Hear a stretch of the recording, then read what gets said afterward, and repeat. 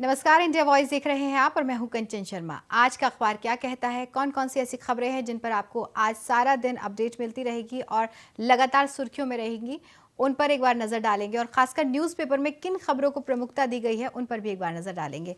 देखिए, पेगासस का मामला जो लगातार संसद में पिछली बार भी गरमाया था और उसी को लेकर के लिखा गया है। दैनिक जागरण में क्या लिखा है, पेगासस पर फिर गरमाई राजनीति, इसको लेकर भी इसको प्रमुखता दी गई है। खबर को फ्रंट पेज पर दैनिक जागरण में है।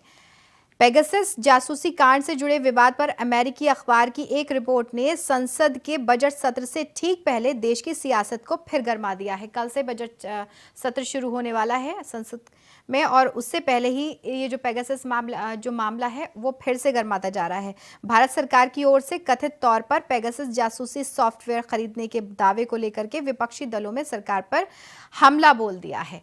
और इसी में यह है कि चर्चित अमेरिकी अखबार न्यूयॉर्क टाइम्स ने में शुक्रवार को प्रकाशित एक रिपोर्ट में भारत सरकार के द्वारा $2 अरब के रक्षा सौदे के तहत जासूसी सॉफ्टवेयर खरीदे जाने का दावा किया गया है।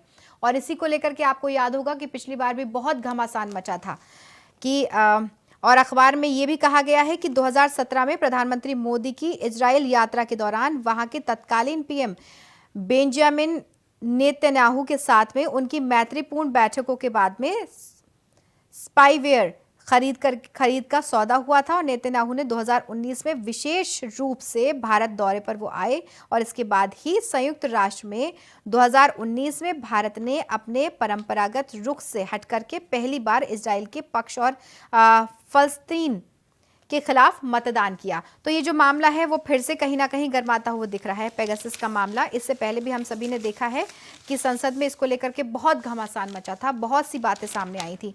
वहीं पर दूसरी चीज क्या है कि हाईकोर्ट ने 6800 शिक्षकों की नियुक्ति पर रोक लगा दी है। उच्च न्यायालय की लखनऊ बेंच ने सहायक शिक्षक भर्ती में आरक्षित वर्ग के लिए 6800 पदों की भर्ती पर रोक लगा दी है, जिसमें कोर्ट ने कहा है कि 1 दिसंबर 2018 को 69,000 पदों पर भर्ती के लिए विज्ञापन जारी किया गया था। इससे ज्यादा एक भी पद पर बिना विज्ञापन प्रकाशित किए भर्ती ना की जाए। तो इसको लेकर हम आप तक लगातार अपडेट देते रहेंगे। वहीं पर देखिए, स्कूल बसों में अब फायर अलार्म जरूरी हो गए हैं लगाने के लिए। इसको लेकर भी इसमें क्या दिया गया है, हिंदुस्तान की मैं बात कर रही हूँ। इसमें यह है कि सड़क परिवहन एवं जो राजमार्ग मंत्रालय है उसने लंबी दूरी वाली जो यात्री बसों और स्कूली बसों में फायर अलार्म और सप्रेशन सिस्टम लगाना ज़रूरी कर दिया है। उसमें अलार्म होना बहुत इंपॉर्टेंट हो गया है। ये यात्री सीट के पास में लगेगा और इसके लिए 27 जनवरी को अधिसूचना जारी कर दी गई है। इस संबंध में शनिवार को मंत्रालय ने बयान जारी किया है और इंजन में आग लगने पर यह सिस्टम सतर्क कर देगा। तो ये अलार्म अब विशेष तौर पर ज़रूरी हो गया है। तो ये खबरें हैं जिनको प्रमुखता दी गई है। वहीं दूसरी तरफ देखिए, कोरोना की अगर बात करते हैं, अभी तक हम हर दिन सुनते आए हैं और समझते भी आए हैं कि कोरोना का संक्रमण लगातार बढ़ रहा है। जो संक्रमितों की संख्या है वो बढ़ रही है, रिकवरी रेट भी कम हो रहा है, रिकवरी रेट भी ठीक ठाक है, लेकिन कहीं ना कहीं वैक्सीनेशन भी हो रहा है, लेकिन संक्रमण दर वो अचानक से बढ़ती है तो कहीं ना कहीं गंभीर स्थिति पैदा होने से डर लगता है। वहीं पर अभी यह है कि 15 दिन में 65,000 से ज़्यादा सक्रिय मामले घटे हैं। ये कहीं ना कहीं राहत की खबर है। इसको लेकर के लिखा गया है कि कोरोना के नए स्वरूप ओमिक्रॉन के दस्तक के बाद में दिल्ली में जिस रफ्तार से कोरोना के सक्रिय मामले बढ़े थे, उसी तेजी से अब सक्रिय मामलों में गिरावट आ रही है। यानी कि जिस तेजी से जो संक्रमितों की संख्या बढ़ी थी, उसी तेजी से अब घट भी रहे हैं और ये कहीं ना कहीं राहत की खबर है। वहीं 15 दिन में 65,000 से ज़्यादा सक्रिय मामले कम हो गए हैं। हालांकि अभी मौत के मामले कम नहीं हुए हैं, जो संक्रमितों की मौत हो रही है उसमें अभी कोई गिरावट नहीं आई है, लेकिन हाँ, संक्रमण दर कम हुई है। इसे लेकर के विशेषज्ञों का कहना है कि आने वाले दिनों में मौत का आंकड़ा भी घट जाएगा।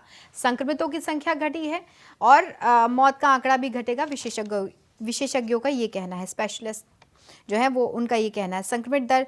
संक्रमण की दर घटी है। इसमें क्या लिखा गया है कि बीते 14 दिनों के अंदर अंदर दिल्ली की अगर बात करते हैं, क्योंकि दिल्ली में पॉल्यूशन और साथ ही साथ जो कोरोना का ग्राफ था वो बहुत जल्दी हाई हुआ था, तो बीते 14 दिनों के अंदर दिल्ली में कोरोना संक्रमण की दर में भी भारी गिरावट देखने को मिली है और 14 जनवरी को दिल्ली में कोरोना संक्रमण की दर 30.64% दर्ज की गई थी, जो कि अब घटकर 60% रह गई, यानी कि 30 से सीधे 8 पर पहुंच गई। ये कहीं ना कहीं बड़ी राहत की खबर है। और इसका एक जो विशेष तौर पर अगर क्रेडिट दिया जा सकता है या फिर यूं कहा जा सकता है जिससे ये हालात सामान्य हुए हैं, क्योंकि वीकेंड लॉकडाउन हुआ, सैटरडे संडे लोग घरों में रहे और उसके बाद में अगर स्कूल कॉलेज तो बंद थे ही और साथ ही साथ वीकेंड लॉकडाउन हुआ और नाइट कर्फ्यू तो अभी भी है। हालांकि वीकेंड लॉकडाउन को हटा दिया गया है, जो वीकेंड सैटरडे संडे सब लोग अपने घर में रहते थे और ये संक्रमण दर क्योंकि घटी है उसी को देखते हुए ये वीकेंड जो लॉकडाउन है उसको हटाया गया है। तो इसमें कहीं ना कहीं बहुत इससे मदद मिली है। विशेषज्ञों का इस मामले में क्या कहना है वो मैं आपको बताती हूँ कि जिस प्रकार से कोरोना के मामले घट रहे हैं वैसे ही धीरे धीरे मौत का आंकड़ा भी कम हो जाएगा और अभी तक जितनी भी मौतें हुई हैं उनमें ज़्यादातर गंभीर बीमारियों से ग्रस्त व्यक्तियों की हुई हैं। यानी सिर्फ कोरोना की वजह से लोगों की जान गई है ये कहना मुनासिब नहीं होगा। जिम नहीं खोलने पर प्रदर्शन किया गया है। देखिए मैंने जिस तरह बताया कि कोरोना की दर, संक्रमितों की दर जो है वो कम हुई है, अगर संक्रमितों का आंकड़ा नीचे गिरा है तो सबसे पहले इस पर निर्णय लिया गया दिल्ली सरकार की तरफ से कि सबसे पहले जो वीकेंड लॉकडाउन था उसको हटा दिया जाए। लेकिन वीकेंड लॉकडाउन हटे से बाजार खुले, लोग वहां पर बाजारों में इकट्ठा होने शुरू हो गए, लेकिन जिम की जो स्थिति है वो अभी भी वहीं की वहीं है, जैसे तस बनी हुई है। इसी को लेकर जिम नहीं खुलने पर प्रदर्शन किया गया है। तो दिल्ली में कोरोना नियमों में ढील देने के बावजूद जिम नहीं खुलने को लेकर के उनमें जो जिम संचालक हैं उनमें कहीं ना कहीं नाराजगी और इसी को लेकर विरोध भी किया गया। 1 महीने के बाद में शनिवार को दिल्ली के बाजार खुले हैं। बाजार में रौनक लौटी है। पाबंदियां लगी हुई थी। पाबंदियां हटने के करीब 1 महीने के बाद में शनिवार को दिल्ली के बाजार फिर से पहले की तरह सामान्य रूप से खुले। चाहे वो कोई भी बाजार हो, दिल्ली का सरोजनी नगर हो, सदर मार्केट हो, खारी बावरी से लेकर के कैंट तक सभी बाजारों में चहल पहल फिर से शुरू हुई है। और खासकर जब दुकानदारों के पास में जो खरीदार हैं जब वो वहां पर पहुंचे तो बहुत खुशी जो दुकानदार हैं उनके फेस पर देखी गई, क्योंकि बहुत लंबे समय के बाद में खरीदार कहीं ना कहीं लौट रहे थे तो बाजारों में रौनक लौटनी शुरू हुई है। लेकिन इसमें ये बेहद ज़रूरी है कि एहतियात अभी भी बरतना है, क्योंकि संक्रमण दर जिस तेज़ी से नीचे आई है उस तेज़ी से बढ़ भी सकती है। वर्चुअल स्कूल में 6 तक आवेदन कर सकते हैं। दिल्ली मॉडल वर्चुअल स्कूल में विषय शिक्षक पद के लिए आवेदन भरने की अंतिम तिथि को बढ़ा दिया गया है। इसे लेकर शिक्षा निदेशालय की ओर से परिपत्र जारी कर दिया गया है। अब 6 फरवरी तक पद के लिए आवेदन कर सकते हैं। तो ये बड़ी खबर है। व्यापारियों ने बजट में छूट की मांग की है। जिस तरह मैंने बताया कि 1 फरवरी को केंद्र सरकार की तरफ से आम बजट पेश किया जाना है, जिसमें शनिवार को दिल्ली के तमाम व्यापारी संगठन chamber of trade and industry के द्वारा बुलाई गई बैठक में ऑनलाइन जुड़े हैं और इसी में व्यापारियों ने बजट में छूट की मांग उठाई है। तो 1 फरवरी से बजट पेश किया जाएगा, तो इसी में जो मांग उठाई गई है उसको लेकर भी इसमें बताया गया है। वहीं दूसरी तरफ देखिए पोल्यूशन की, जिस तरह मैंने बात की कि राजधानी में प्रदूषण बढ़ने से पर्यटक घटे हैं। 4 इलाकों की हालत बहुत ख़राब है।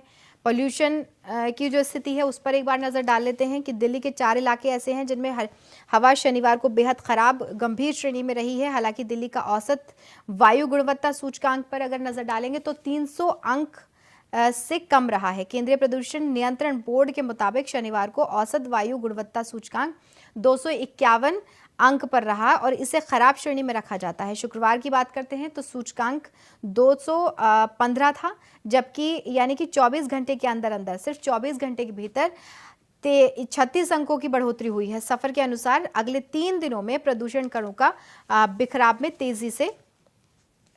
इसमें तेजी देखी जाएगी।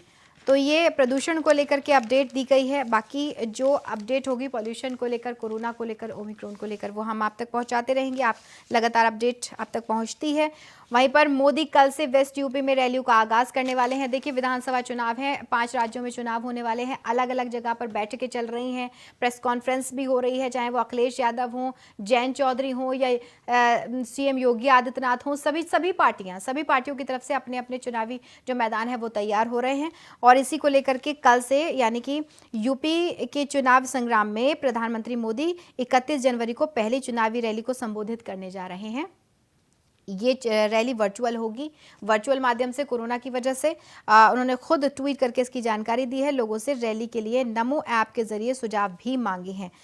तो ये बड़ी और अहम खबर है। कल रैली होने वाली है और इसको वर्चुअली एक तरह से किया जाएगा। वहीं मुनव्वर राणा की बात करते हैं। देखिए, मुनव्वर राणा के बयान हमेशा विवादों की वजह से वो ज़्यादा सुर्खियों में, अपनी शायरी को लेकर और अपनी विवादित टिप्पणियां उनकी बहुत ज़्यादा सुर्खियों में रहती हैं। वहीं पर मुनव्वर राणा की बेटी ने नामांकन कर दिया है। ये भी बड़ी खबर है कि सदर विधानसभा सीट से शायर मुनव्वर राणा की बेटी ने शनिवार को नामांकन पत्र दाखिल किया है।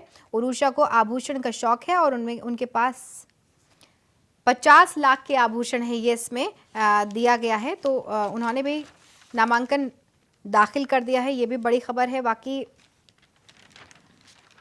आपको बता दें कि विधानसभा को लेकर, विधानसभा चुनावों को लेकर हम आपको लगातार अपडेट पहुंचाते ही रहते हैं। प्रेस कॉन्फ्रेंस अखिलेश यादव और जयंत चौधरी की संयुक्त रूप से आपने कल भी देखी है, क्योंकि और जिस तरह से विपक्ष पर निशाना साधा जाता रहा है वो आप लगातार देखते ही हैं।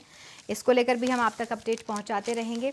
वहीं ओमिक्रॉन हो या कोरोना, लगातार आप तक अपडेट पहुंचती रहेगी, क्योंकि बाज़ार जिस तरह से मैंने भी बताया कि जिस तरह खुले हैं उसमें रौनक तो लौटी है, लेकिन ये बेहद विशेष तौर पर ज़रूरी हो जाता है कि भीड़ भाड़ वाले इलाके से किस तरह बचा जाए और आगे संक्रमण दर फिर से ना बढ़ जाए, इसका विशेष तौर पर ध्यान रखना है।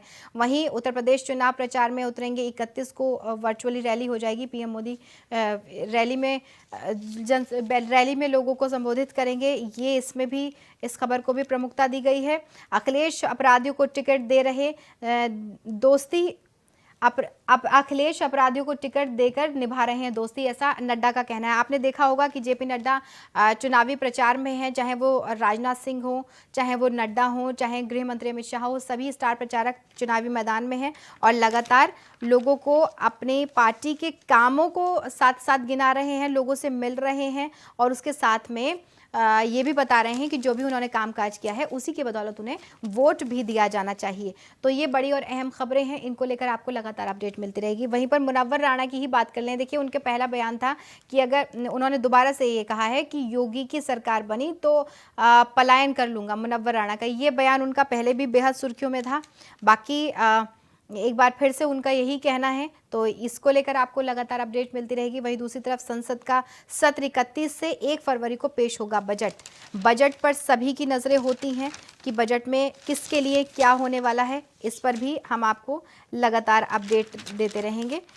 वहीं पर बंदिशों का लॉक खुला तो बाज़ारों में लौटी भीड़ की तस्वीरें भी देखिए इसमें नवभारत टाइम्स में दिखाई हुई है कि जब बाज़ार खुले तो दुकानदारों के चेहरे पर बेशक खुशी दिखाई दी, लेकिन जिम संचालकों के जो चेहरे हैं वो अभी तक नहीं खिले हैं, क्योंकि जिम अभी तक बंद हैं, उनको नहीं खोला गया है। तो ये जो खबरें हैं लगातार इन पर आपको अपडेट मिलती रहेगी और हम आपको बताते रहेंगे कि कौन सी खबर आप तक आपके लिए ज़रूरी है। वहीं राजस्थान की बात कर लेते हैं। राजस्थान पेपर लीक केस में बीजेपी ने कहा है कि मंत्रियों की सीबीआई जांच हो। ये क्या मामला है? देखिए, राजस्थान पेपर लीक मामले की आंच पूर्व शिक्षा मंत्री गोविंद सिंह डोटासरा और आयुर्वेद राज्य मंत्री सुभाष गर्ग तक पहुंच गई है। विपक्ष ने दोनों रीट भर्ती परीक्षा के पेपर लीक मामले में मिलीभगत का आरोप लगाया है और दूसरी तरफ बीजेपी ने मामले को सीबीआई जांच की मांग की है। वहीं पर मुख्यमंत्री अशोक गहलोत ने माध्यमिक शिक्षा बोर्ड के चेयरमैन डीपी जरौली को माध्यमिक शिक्षा बोर्ड के अध्यक्ष पद से बर्खास्त कर दिया है, जिसमें पेपर लीक मामले में एसओजी उन्हें गिरफ्तार कर सकती है। तो ये मामला जो है पेपर लीक का राजस्थान का, इसको लेकर इसमें अपडेट दी गई है और आगे जो अपडेट होगी वो हम आप तक पहुंचाते रहेंगे। वर्चुअली रैली कल होने वाली है। राकेश टिकैत की अब बात कर लेते हैं। देखिए, कृषि किसानों का जो प्रदर्शन था कृषि कानूनों को लेकर, बाकी उनकी जो अपनी अपनी मांगे थी उनको लेकर प्रदर्शन था और वो अपने अपने घरों को जब वापसी लौटे थे तो उन्होंने ये बात साफ तौर पर कही थी कि अभी इसको स्थगित किया जा रहा है, पूरी तरह से वापसी नहीं हो रही, इसका आंदोलन खत्म हो रहा है, इस बात को नहीं कहा जा सकता है।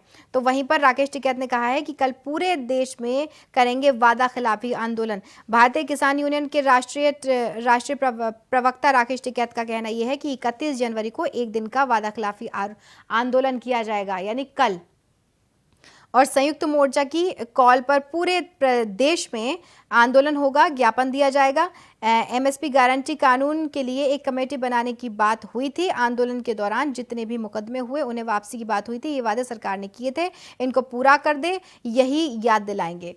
यानी कि याद दिलाने के लिए, जिस तरह 31 तारीख की पहले ही तारीख तय हो चुकी थी किसानों की तरफ से, तो कल वादा खिलाफी आंदोलन उनके द्वारा किया जाएगा। तो ये बड़ी और अहम खबरें हैं जिनको लेकर आपको लगातार अपडेट पहुंचती रहेगी, हम आप तक पहुंचाते रहेंगे। जो अपडेट जो ज़रूरी अपडेट है वो आप तक लगातार पहुंचती रहेगी। फिलहाल के लिए इतना ही, कल आपसे फिर मुलाकात होगी इसी वक्त इसी समय।